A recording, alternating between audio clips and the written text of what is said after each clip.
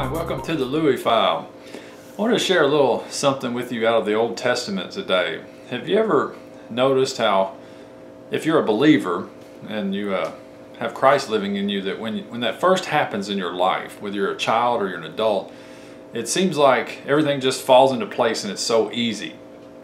I mean, you got joy and love and peace, and everybody's loving you and teaching, and you're just learning, you're just wide open to hear from God's Spirit. And it just doesn't seem like there's any effort or any kind of struggle involved. And then slowly but surely, as you mature and your walk with God evolves, if you will use that word, then troubles come and you have to learn how to deal with them. I just want to share some verses with you. Out of Exodus 13, verse 17, starting in verse 17, it says, "Now when Pharaoh had let the people go, God did not lead them by the way of the land of the Philistines, even though it was near, for God said the people might change their minds when they see war and return to Egypt. Hence God led the people around by the way of the wilderness to the Red Sea." There you have it. See, when God first brought them out, He was extra careful with them, and He led them in a way to keep them from having any conflict.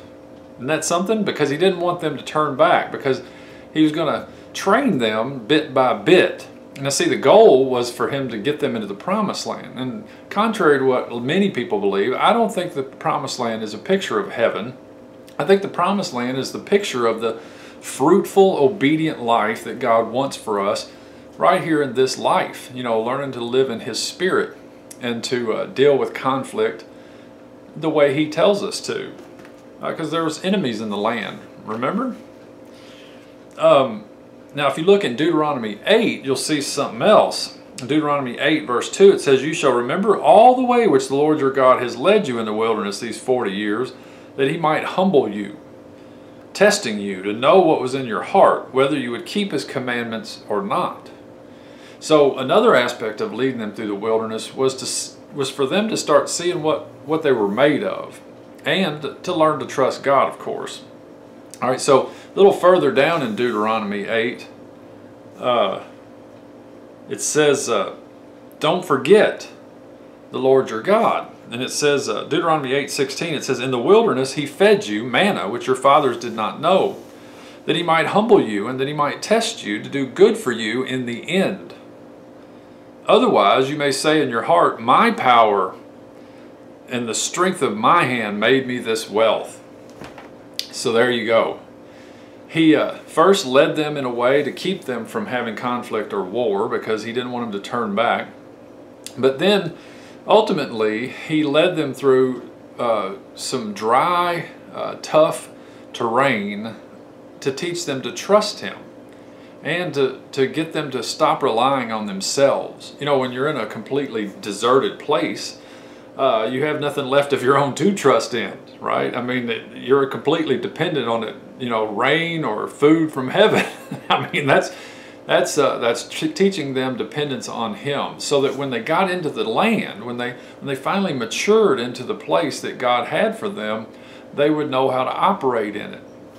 You know, my experience was at the age of 19, I found myself the owner of a business, and I did that business from the age of 19 till almost right around 30, I guess, close to it, somewhere in there. But you know, I don't know that I wasn't really able. I don't know that I was old enough or mature enough to handle the responsibilities. Now, like I said, I did it for 12 years, but ultimately it ended with me in a very unbelievable addiction, and my life became a wreck. And I think sometimes we get too much responsibility too quickly. We're not quite ready. We haven't been tested. You know, the Apostle Paul even told Timothy not to put new believers in positions of leadership in the church. He said, because they might fall into the snare just like the devil. They might get puffed up, and they'll fall right into the same trap that the devil fell into. So there's something to small beginnings. You know, the Bible, I think it might be Ecclesiastes or Jeremiah, I'm not sure, where it says, "Don't despise the day of small beginnings."